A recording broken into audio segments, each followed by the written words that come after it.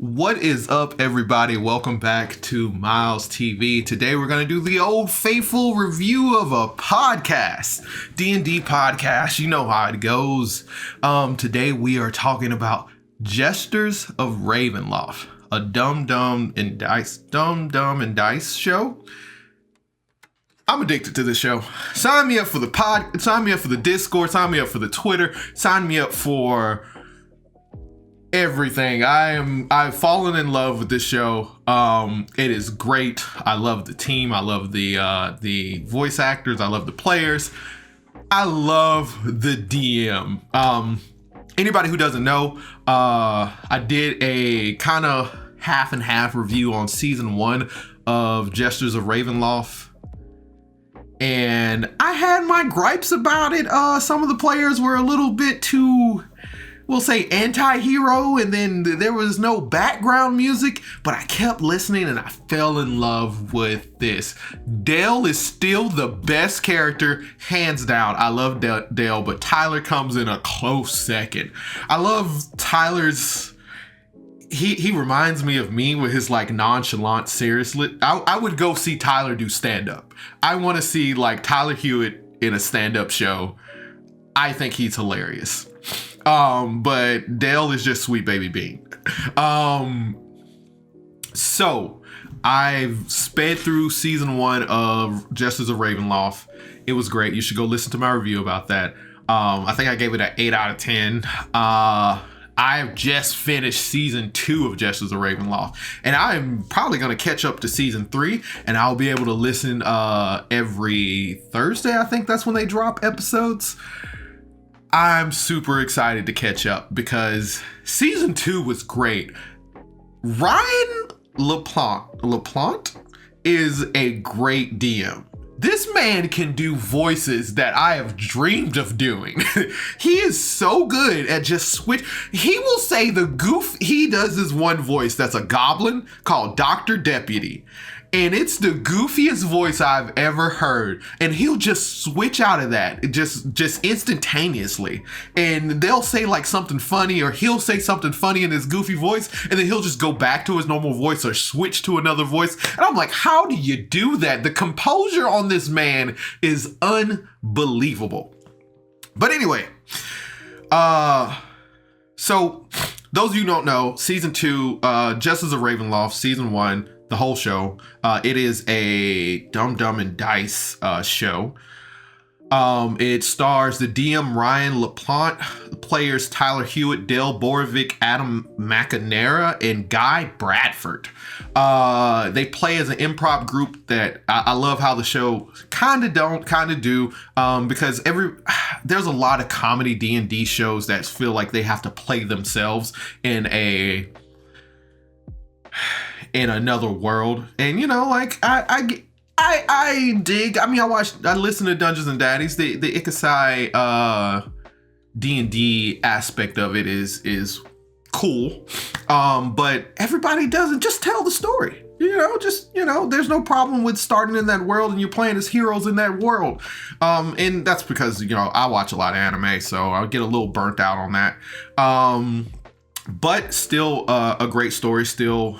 But they play as this improv group. I think he had them show up and he was like, I don't know if he told them they were going to play D&D or not, but he was like, what would your stats be as a real person? So they each helped make their own character sheet.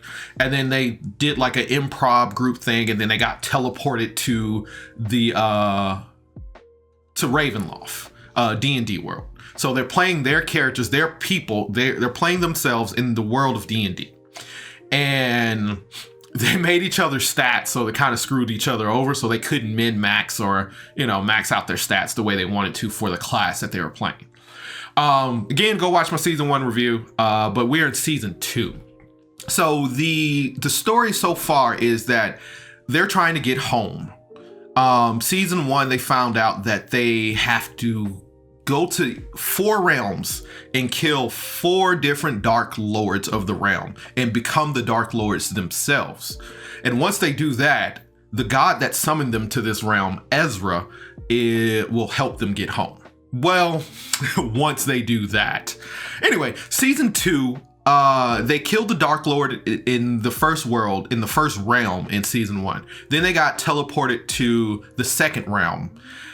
And God, Ryan set up such a good spoiler alert. Ryan set up a good story. They met this man named Denton Arthur, and he was trapped in a battle between these monsters that were invading his town. He created these robots that would go out and like fight these monsters. He is an artificer. So I listened to this batch of episodes, so sorry if I jump around a lot. But Denton Arthur was this big artificer. He created these robots, fight these monsters that were trying, and they would say, "We protect the town. We protect the town." And so he told them of the big bad of this realm. It was the demon, I think, named Acer Sanguine. Acer Sanguine was this big demon who was trying to like take over the realm and everything. So, and Ryan was very precise with his words. Denton Arthur hated Ezra. So we find out that New Rogue is played by Guy Bradford. Guy Bradford lost his memory because he actually died. They resurrected him and he came back as New Rogue, who has very vague memories of Guy Bradford. Anyway, so we find out that New Rogue is supposed to be the Dark Lord of this realm, so he has to kill the Dark Lord. They go do whatever they have to do to go hunt down Acer Sanguine, and they find out they find another demon. I forgot her name, but Lucretia, I think her name was Lucretia Sanguine. They found out that it's Acer Sanguine's mom. And she's constantly trying to make deals with them, like to ask for children. Dale's the only person who ends up not giving her a kid. And we get more into that later. Ryan gives gifts of plenty. He takes away and he gives aplenty. But New Rogue ended up getting this pet goat named Jack Magnum. And it's, oh my God, New Rogue is probably the most cringe character of the show. He does so many, he's a cleric and he prays to Ezra to get his power. And it's so cringe. Like, I have to look away as I listen to this in my work truck by myself. I'm like, I'm embarrassed for myself, but it's funny, but it's real cringy.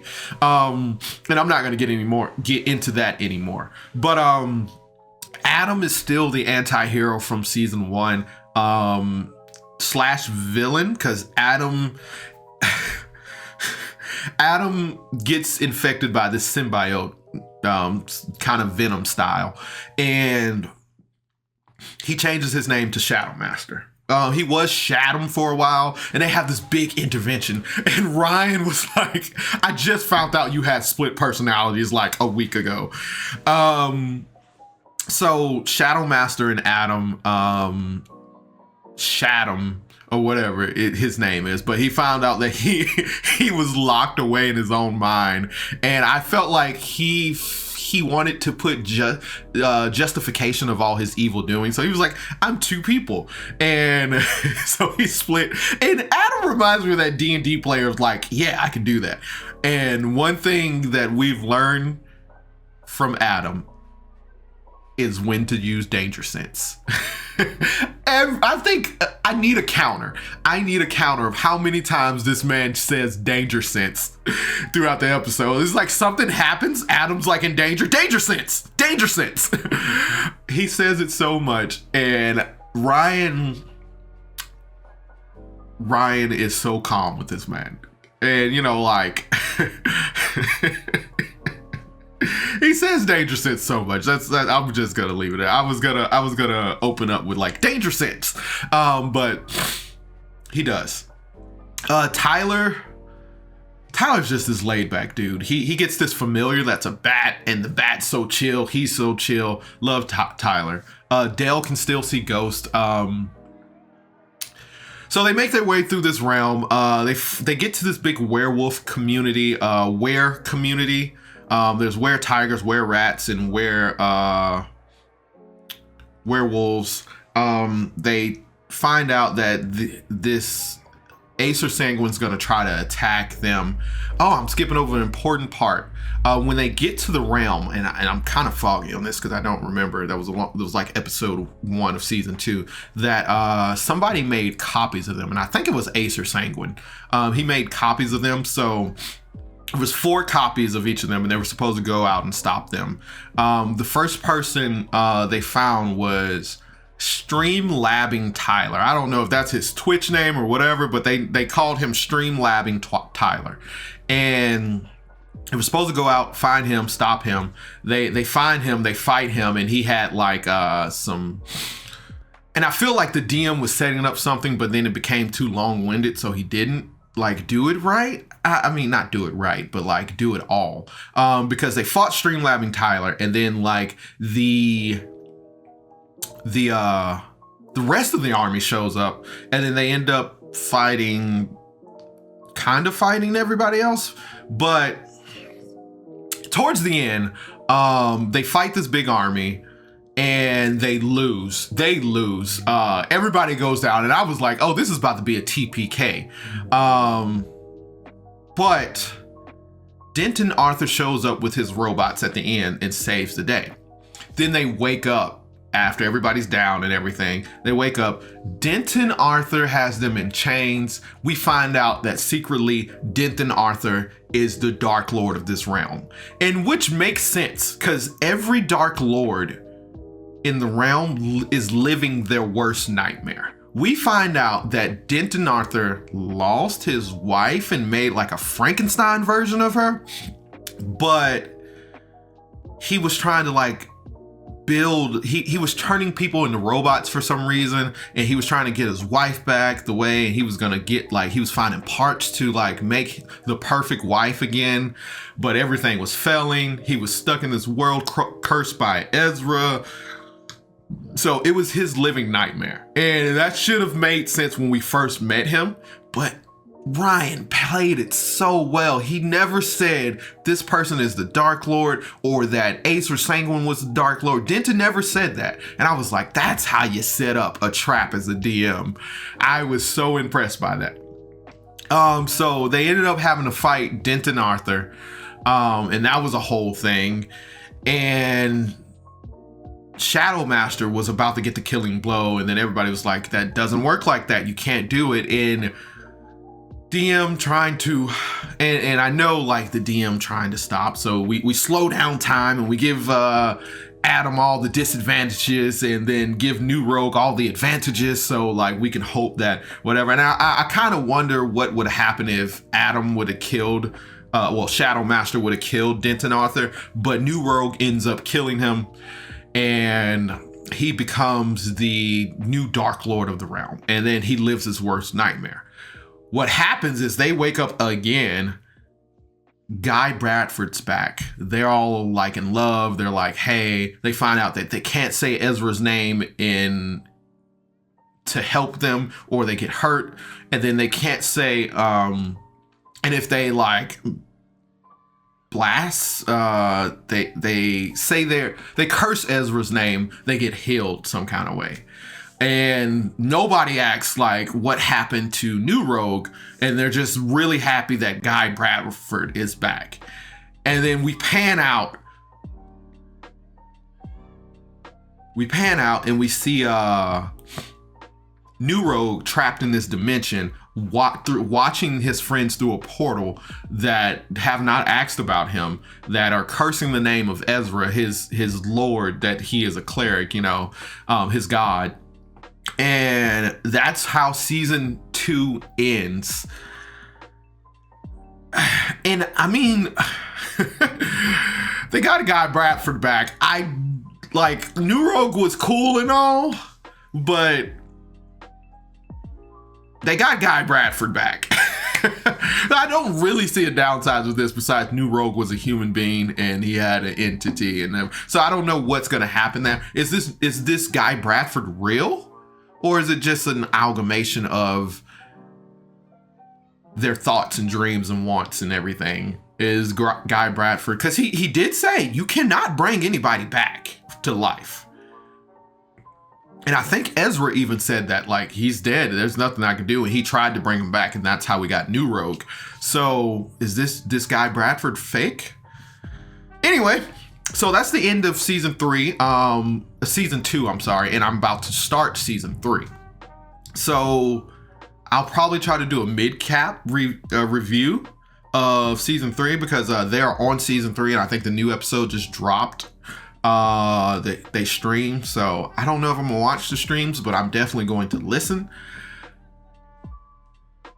Jesters of Ravenloft season 2 is a solid 9 out of 10 for me, and the only reason it's not a 10 out of 10 is like I can put up with the cringe New Rogue, I can put up with the anti-hero Shadow Master, I love Dale. I love Tyler.